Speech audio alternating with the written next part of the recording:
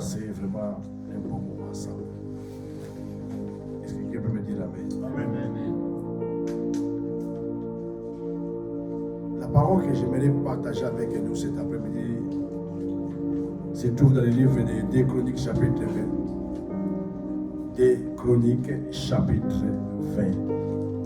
Amen. Amen. Le thème que j'ai intitulé c'est chercher l'Éternel. Amen. Amen. Si nous sommes là cet après-midi, c'est pour chercher Dieu, n'est-ce pas?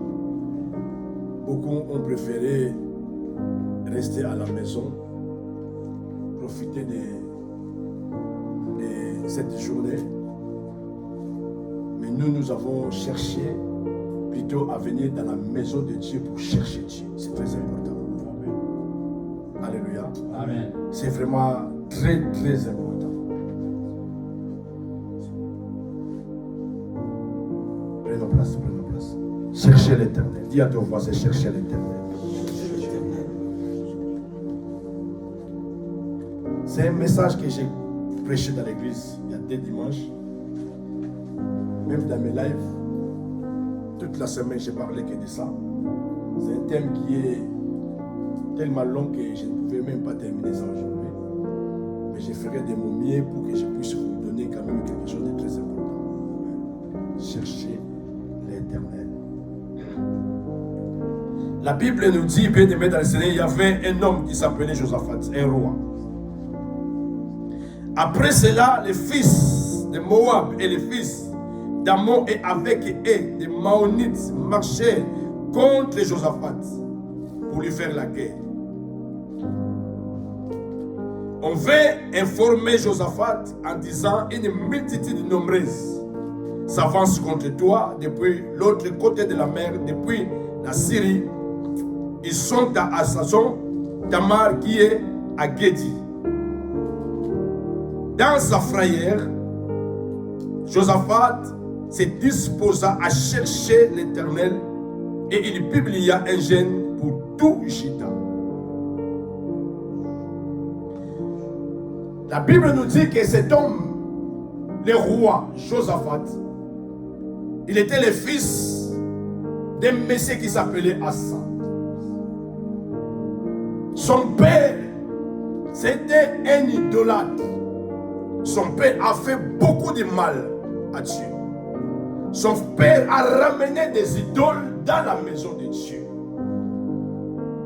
Mais lorsque son fils a pris le pouvoir, au lieu de suivre plutôt les traces de son père, la Bible dit que le roi Josaphat, il craignait Dieu. Alléluia. Cet homme, au lieu de suivre son père, lui, il craignait Dieu. Il était parmi les rois qui marchaient avec Dieu. Il craignait Dieu. Et quand nous lisons la Bible nous dit cet homme, c'était lui qui a ramené le social dans la maison de Dieu. Cet homme a enlevé les idoles de son père dans la maison de Dieu, dans tout Juda. Cet homme a donné du travail aux Lévites qui travaillaient dans la maison de Dieu. Cet homme, il était un homme bien. Il marchait avec Dieu. Il craignait Dieu. Il a arrangé beaucoup de choses dans la maison de Dieu.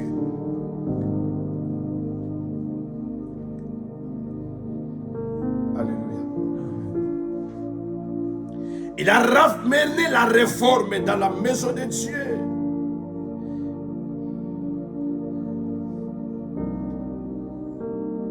Il a changé beaucoup de choses dans l'église de Dieu. Les gens qui ne travaillaient pas, les gens qui avaient du mal à prier Dieu. Mais lorsque Josaphat a pris le pouvoir, la première des choses, c'est la crainte de Dieu. La deuxième des choses, il a ramené le social dans la maison de Dieu. Et la Bible nous dit, cet homme, il a ramené la réforme dans la maison de Dieu.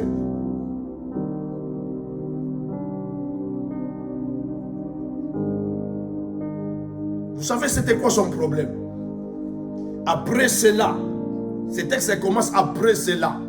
Après cela, avant il était où? Avant, il est allé donner un coup de main à Akab. Vous connaissez Akab, l'ennemi de Dieu. Akab qui ne craignait pas Dieu. Akab qui était un adversaire des enfants de Dieu. Akab qui a fait beaucoup de mal à Dieu, à l'église, aux serviteurs de Dieu.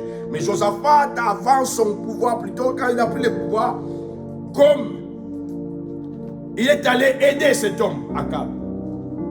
Et quand il a pris le pouvoir, chapitre 19, c'est ce que je vous parle. Quand il a pris le pouvoir, il y avait un prophète qui est venu lui dire, c'est que Dieu est contre toi. Tu as aidé Akab, ennemi de Dieu.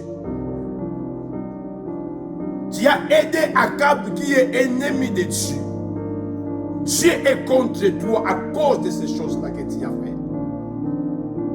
Mais c'est que Dieu a trouvé mieux en toi. Parce que tu as ramené la réforme dans sa maison. Est-ce que quelqu'un me comprend cet après-midi? Amen. C'est que Dieu a trouvé des bons chez toi. Tu as ramené le social. Tu as rangé sa maison. Tu as enlevé les idoles qui étaient dans sa maison. Tu as donné le travail aux serviteurs, aux lévites qui travaillaient dans la maison de Dieu. C'est à cause de ça. Voilà, quand tu pries Dieu, quand tu es dans l'église, cherche à poser des bonnes choses. Ça va t'aider demain. Alléluia. Des bonnes choses vont t'aider demain. J'ai dit à l'église, vous savez la différence que nous avons entre vous l'église et nous les pasteurs. Nous on se sacrifie plus que vous. C'est ça la différence. L'onction que tu as reçu, c'est le même l'onction que j'ai reçu. Les pouvoirs que tu as reçus, c'est le même pouvoir que j'ai reçu. Mais ce qui nous diffère, c'est le sacrifice. Nous on se sacrifie. Je peux laisser mes enfants pour aller à l'église. Je peux prendre mon argent de loyer, je paye l'église si ça ne va pas. Des choses que vous ne faites pas. Et j'ai compris quand je vais prier Dieu, comment je vais parler à mon Dieu par rapport à mes actes que je pose. Dieu Tout-Puissant, que nous sommes là pour lui aujourd'hui, il va nous exaucer. Amen. Donne-moi une amen de bien. Amen. Cherchez l'Éternel. La Bible nous dit, on est venu lui dire, le roi, pendant que tu es là, il y a une multitude nombreuse qui nous entoure. Il veut t'attaquer. Une multitude nombreuse, une diversité. Beaucoup des ennemis sont venus partout pour venir nous attaquer. Vous savez, les problèmes que nous avons aujourd'hui, ça n'a pas commencé qu'à notre époque. Ça a commencé depuis des ennemis, des attaques de partout. Tu es pour rien, mais tu es attaqué par des ennemis. Tu es pour rien. Tu vas entendre que tu es malade, maman malade, et la famille ça ne va pas, ton mariage ça ne va pas, les enfants ça ne va pas. Une multitude des attaques. Tu ne comprends rien. Mais au juste j'ai fait quoi? Tu n'as rien fait. Mais les démons sont comme ça. Ça c'est les périodes que j'ai dit à l'église. Si vous ne priez pas, ça c'est les mois que les gens tombent facilement à l'église. Vous allez entendre telle personne est morte, telle personne est à l'hôpital, telle personne.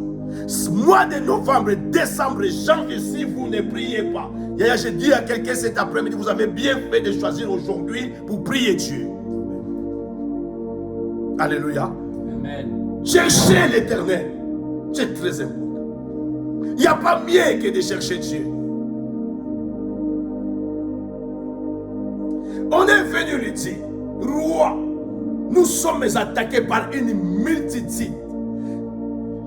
Quand je vois ces problèmes, je vois Job. Job, le diable lui a attaqué de partout. Il a attaqué sa vie. Il a attaqué son mariage. Il a attaqué ses enfants. Il a attaqué sa richesse. Il a attaqué son corps. On veut lui dire, Job, j'étais avec tes enfants. Il y avait un feu. Tous tes enfants sont partis. Oh. Et écoutez, vous entendez que l'histoire de Job.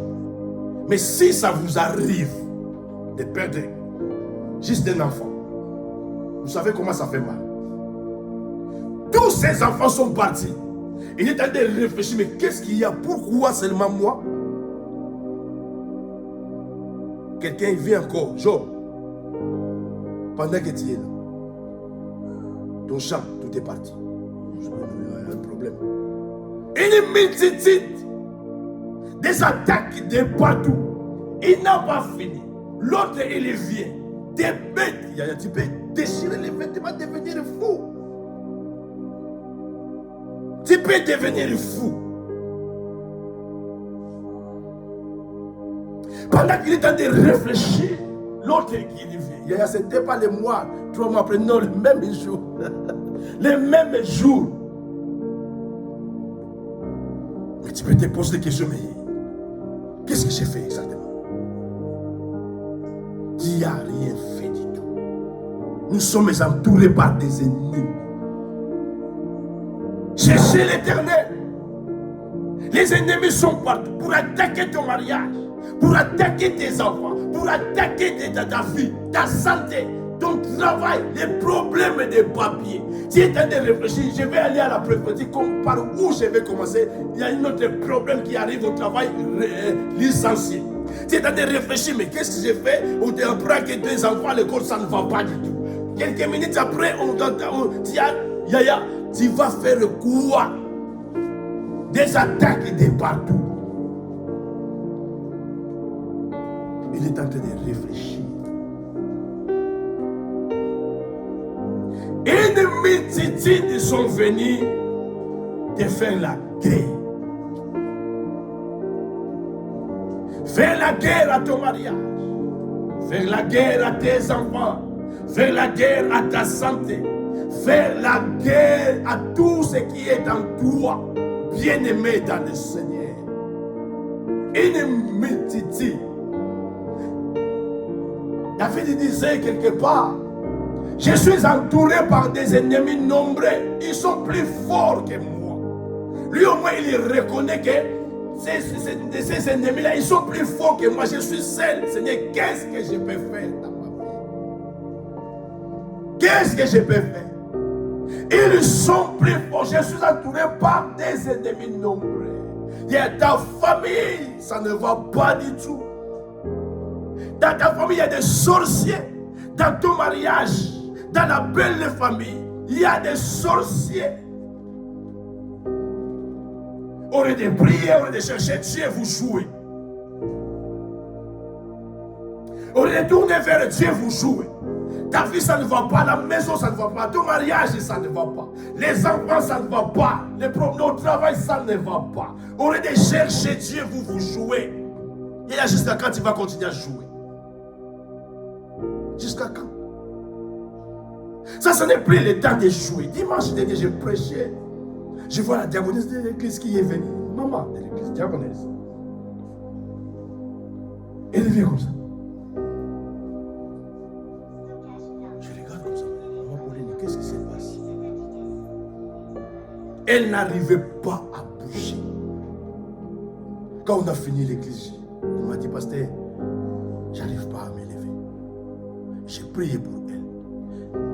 Elle a ramené le même jour sa dîme. Il m'a dit, pasteur, tiens ma dîme. Comme ça, comme je vous parle. J'ai pris la dîme, j'ai prié. J'ai dit, Seigneur, souviens-toi de ta servante. Même à cause de sa dîme. Il est petit. On a fini l'église. Elle n'arrivait pas à marcher. Je l'ai pris dans ma voiture. Je lui ai ramené. Chez elle à la maison. Paralysée. Paralysé. Il a loué, comment on appelle ça? Une voiture là, comment on appelle une voiture là? Pour le ramener à l'église. Retour, je l'ai ramené à la maison chez elle. Elle n'arrivait pas à marcher. Les soirs, elle appelait la voiture, crème les missiles de paralysée. Je dis, Seigneur, ayez pitié de ta servante.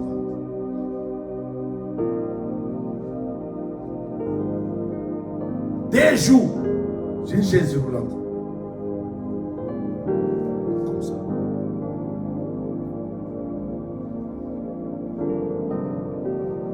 Seul là-bas, mardi, on a prié. Je dis, Seigneur, souviens-toi de ta servante. On a besoin d'elle à l'église.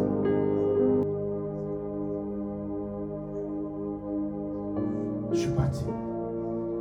Hier, elle est à l'église hier.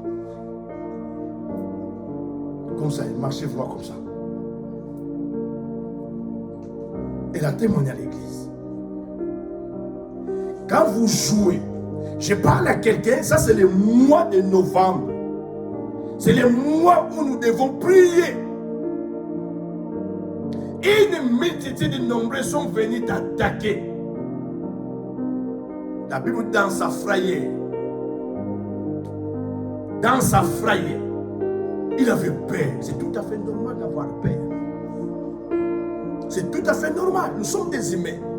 Quand il y a quelque chose qui ne va pas, c'est tout à fait normal d'avoir peur. Mais dans sa frayeur, là, la Bible nous dit, elle a commencé à réfléchir. Qu'est-ce que je vais faire?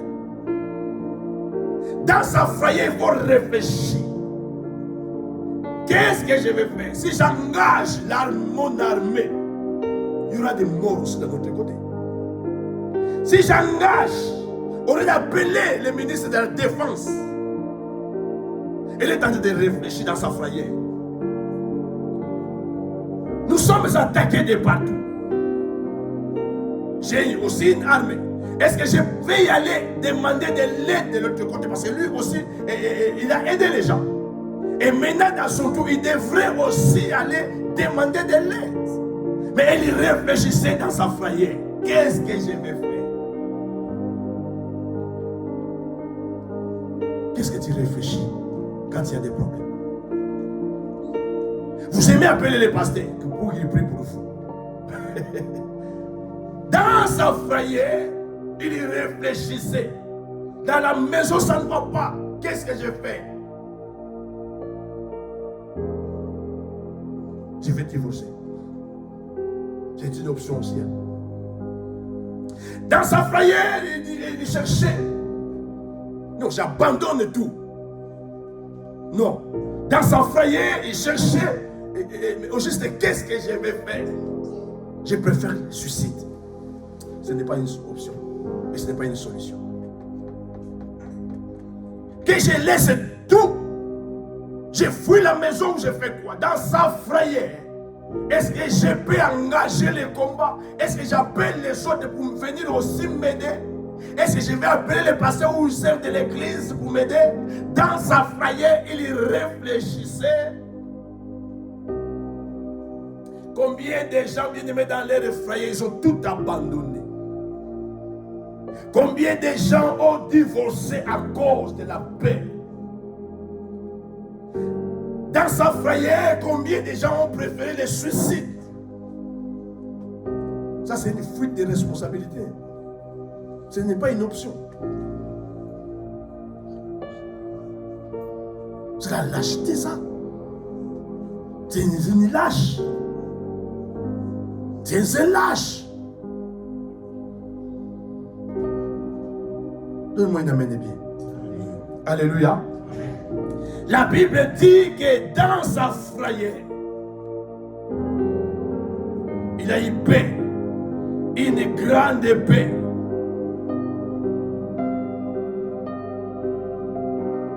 Il se trouve devant une situation qui le dépasse. Une situation qui lui dépasse. Comment réagissez-vous dans la frayeur, dans la paix? Comment réagissez-vous? Alléluia. Comment réagissez-vous dans la paix? Si j'engage mon armée, dans mon côté, la guerre c'est comme ça. Il y aura des morts de partout. Dans mon côté, dans l'église aussi, il y aura des gens qui vont mourir. Il y aura des gens qui vont fuir l'église. Nous voyons ce qui se passe en Ukraine. L'Ukraine a préféré de demander de l'aide de l'Europe. Dans la frayeur, il a demandé. Mais il a oublié que la guerre, quand ça va s'engager, il y aura des morts de partout. Vous voyez comment est-ce qu'il a détruit son pays? Il a détruit le pays. Il a demandé de l'aide de l'Europe. On lui a donné des armes. On lui a donné tout. Mais qui vont combattre? C'est ces militaires. Vous voyez comment le pays est détruit. Dans sa frayeur, lui, il a préféré au moins d'engager l'Europe. Et toi, dans ta frayeur, tu fais quoi? Tu réagissais comment?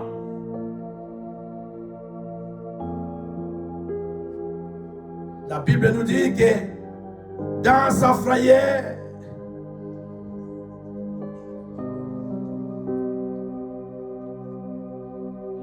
il a tourné les regards vers Dieu.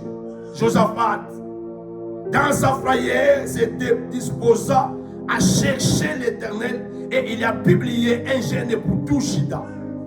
Il se disposa.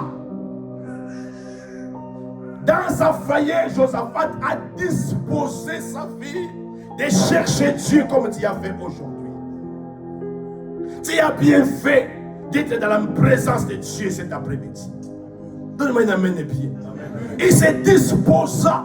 Vous savez, quand il y a des choses qui ne marchent pas, dispose-toi.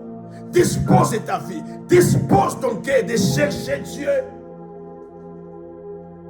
Dans sa frayeur, il se disposa. Quand nous parlons de se disposer, cela veut dire qu'il a tout abandonné.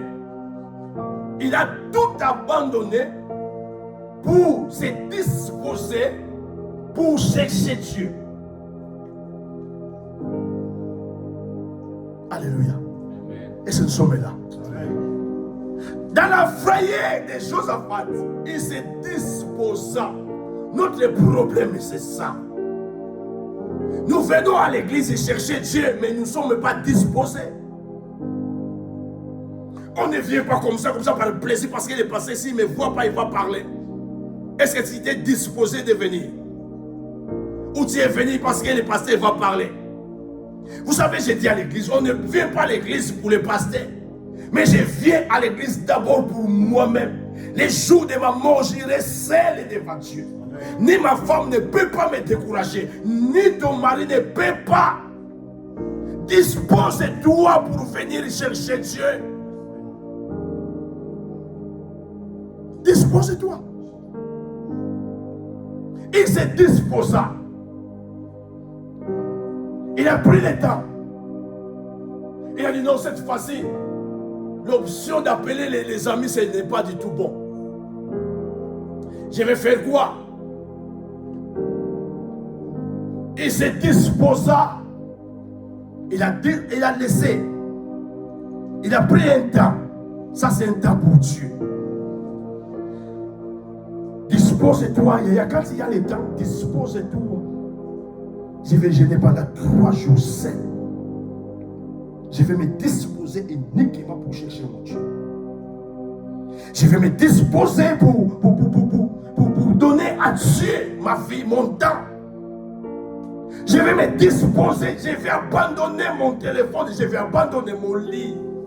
Je vais abandonner mon épouse, mon époux, pour me disposer uniquement pour Dieu. Et quand vous avez ce temps-là devant Dieu, quand vous allez chercher Dieu, il va se manifester. Au lieu de se disposer, il a pris le téléphone. Vous aimez bien regarder le téléphone. Chaque matin, au lieu de se disposer, tu prends ton téléphone d'abord, le live. Regardez d'abord qui a mis les j'aime dans ce que j'avais posté hier. Ah, les enfants de Dieu aujourd'hui, vous êtes dans la distraction totale. Quand ils regardent Internet, des choses que nous voyons là-bas, c'est horrible. Que des bêtises. Les gens, ils aiment les téléphones presque sa vie. Moi, j'aime bien mon téléphone. C'est codé. Mon téléphone, c'est personnel. Même toi, ma femme, tu n'as pas droit. Ta femme n'a pas droit. C'est qu'il y a un problème dans ton téléphone. Tu as un problème dans ton téléphone. Ta femme, ta moitié, tu as mis les codes. Pourquoi? C'est que tu caches quelque chose. Non, moitié. Mais il connaît tout. Il regarde tout. J'ai rien à cacher. Amen. Mon téléphone, c'est son téléphone. J'ai rien à cacher. Amen. Il peut prendre ça, ça ne me fait pas peur. Amen. Ni ma femme. Ça, mais ça peut rester là, ça sonne, je regarde comme ça, c'est qui? Je lui donne. Si je vais répondre, je réponds. C'est ma femme.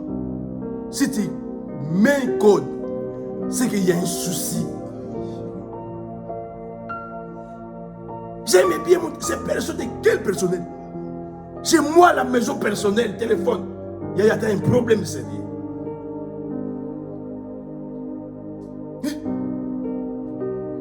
Quelqu'un qui est en toilette, il douche. Téléphone, il sonne, il sonne. Il y a un problème. Il y a un problème. Écoutez, tu vas casser ton mariage à cause de ça. Tu vas casser ton mariage. Tu caches quoi dedans? Tout le temps en vibré. Ça sonne jamais. Tout le temps ton téléphone c'est en vibré. Tu ne veux pas que ça sonne, toi-même tu regardes. Tu ne veux pas répondre parce qu'il est là. Il y a un problème sérieux. Donne-moi une amène bien. Il s'est disposé. Il a pris le téléphone à côté. Je vais chercher Dieu. Il a regardé son lit. Non. Attends. Je vais descendre par terre. Chercher Dieu. Il a dit, mon ventre, tu as trop mangé. Je vais me disposer. C'est ça qu'on parle, disposer. Il s'est disposé uniquement pour Dieu. L'avantage qu'il avait, il craignait Dieu. C'est tout. Quelqu'un qui craint Dieu. C'était ça sa force. Il craignait Dieu. Alléluia. Amen. Il craignait Dieu, Josaphat. Vous voulez casser votre mariage? Continuez avec cette habitude-là de téléphone. Tu vas accuser les gens, les sorciers. Tu vas accuser les gens. Ce n'est pas un problème des tantes. Non, c'est toi-même. Il faut qu'on te délivre. Le téléphone est devenu comme quelque chose, comme une idolâtrie. Ça divise les foyers. Mais j'ai remarqué, même moi-même, j'ai remarqué. Et une fois, ma femme prend son téléphone, il fait. Moi aussi, je prends mon téléphone. Elle est dans le Facebook, moi je suis dans le Facebook. Il y a un moment où je regarde et je me dis, tu regardes quoi? Tu as laissé un vide ici là pour le téléphone. Qui va rentrer ici là?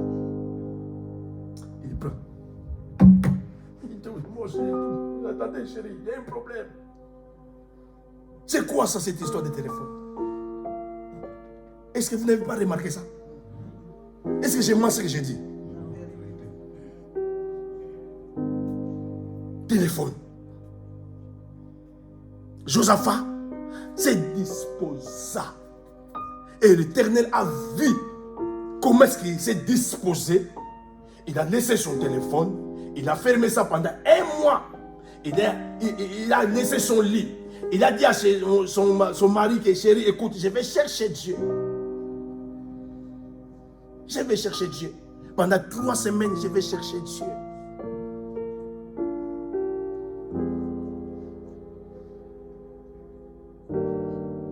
Écoutez, quand tu fais déjà des choses, quand tu vas chercher Dieu, tu crois que Dieu, il ne va pas te répondre. La Bible dit, Josaphat se disposa de chercher son Dieu.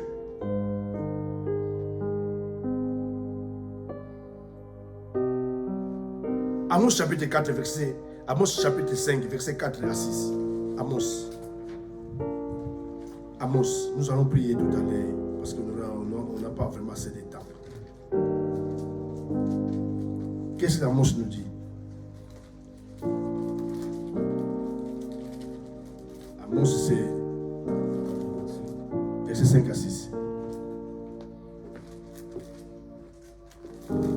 Amos chapitre 4, verset 5 à 6, je lis au nom de Jésus. Amen. Amos chapitre 5. Amos chapitre 5. Amos chapitre 5, verset 4 à 6. À 6, je lis au nom de Jésus. Amen. Car ainsi parle l'Éternel à la maison d'Israël. Cherchez-moi et vous vivrez. Ne cherchez pas Bethel. Oui. N'allez pas à Gilgal. Ne passez pas à Beersheba. Beersheba, oui. Car Gilgal sera captif et Bethel anéanti. Cherchez l'Éternel et vous vivrez. Yes. Craignez qu'il ne saisisse comme un feu la maison de Joseph. Oui. Et que ce feu ne la dévore sans personne à Bethel pour l'éteindre. Ah. Cherchez Dieu et vous vivrez. Ne cherchez pas les pasteurs, ne cherchez pas à fuir à Gilgal ni à Bethel, mais plutôt cherchez Dieu. Celui qui va chercher Dieu, il va rencontrer Dieu. C'est ce qu'il a fait, Josaphat. La Bible dit que Josaphat se présenta devant. Dans sa frayeur, Josaphat se disposa à chercher l'Éternel et il publia un jeûne pour tout Juda. Il disposa de chercher l'Éternel et il publia un jeûne pour tout Juda. Il y en a des situations qui demandent de jeûner. Depuis quel mois tu as gêné? Depuis quel mois? Depuis qu'on a commencé janvier, tu as gêné combien de fois?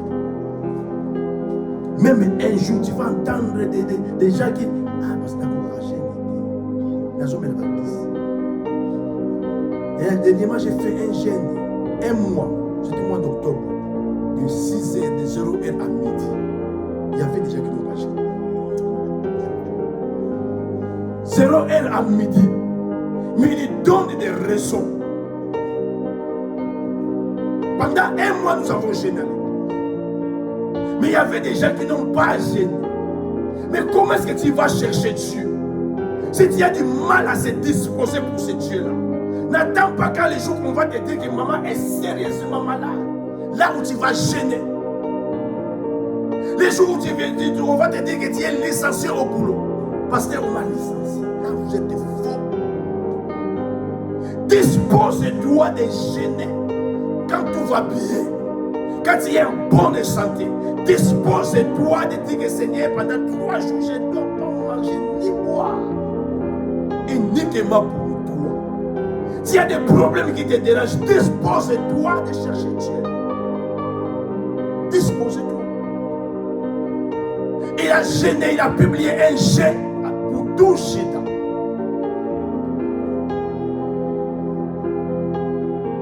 Il a cherché Dieu. Nous voulons chercher Dieu. Nous voulons chercher ce Dieu-là que nous sommes là pour lui aujourd'hui. Si nous sommes là parce que c'est pour ce Dieu-là que nous sommes là. Parce qu'il y a une situation qui ne va pas bien dans ma maison, dans ma vie. Ma santé ne me permet pas. Ma santé, ça me pousse de chercher Dieu. Ton travail, ça ne va pas. À la maison, ça ne va pas. On va chercher Dieu, vous jouez. Je parle à quelqu'un, si vous ne gênez pas, si vous n'avez pas le temps de chercher Dieu, ça c'est le mois que les gens tombent. Vous allez attendre quelqu'un, on va prier, c'était avant-hier, ma petite sœur en Angleterre. Son mari a perdu son grand frère, le premier-né, le militaire. On lui a nommé, on lui a présenté son bureau aujourd'hui. 2 jours après, il est mort. Il n'a même pas mis ses pieds dans son bureau. Pendant que je vous parle, il est dans la mort. Je vous dis que ça, c'est le mois où nous devons chercher Dieu. Vous jouez avec les sorciers. Ce sont des gens sans pitié, sans cœur. Sans pitié, sans cœur. Nous sommes entourés par des ennemis nombreux qui sont plus forts que nous. Dans sa frayeur, il a eu paix. Il a obtenu l'onction de chercher Dieu. C'est ça l'option qu'il a opté, de chercher l'Éternel, son Dieu. Il a gêné. Il a dit à son peuple, nous allons gêner. Il y a un combat qui nous attend devant. C'est ce qu'il a fait également, Esther, la reine. Lorsqu'il a entendu que nous allons tous mourir, qu'est-ce qu'il a fait? Il a publié un gêne. Nous allons gêner. Nous allons chercher Dieu pendant 3 jours. Ils ont cherché Dieu pendant 3 jours sans rien boire. Il y a une force dans les gènes. Si Jésus lui-même, il a gêné, il savait le pourquoi. Lorsque les disciples sont venus lui demander, Seigneur, pourquoi nous n'arrivons pas à chasser ces démons? Il y a des démons. Ces démons-là, si vous voulez réussir, gênez et priez. Il y a des situations qui demandent que de gêner et de prier. Quand vous allez gêner, vous allez prier, vous allez voir la gloire de Dieu. Donnez-moi une amène. Je vais m'arrêter là. Nous allons prier Dieu. Je vous dis que ce message est tellement long. Quand vous lisez, vous allez voir que je n'ai pas allé plus loin.